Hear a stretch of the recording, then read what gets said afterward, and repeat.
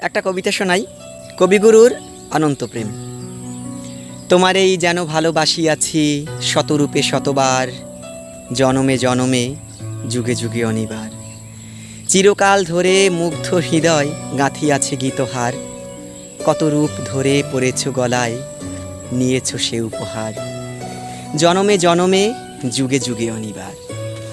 যত শুনি সেই অতীত কাহিনী, প্রাচীন প্রেমের ব্যথা, অতি পুরাতন বিরহ মিলন কথা। অসীম অতীতে চাহিতে চাহিতে দেখা দেয় অবশেষে কালের তিমির রজনী ভেদিয়া তোমারই মূরতি এসে, চিরস্মৃতিময়ী ধ্রুব তারকার বেশে।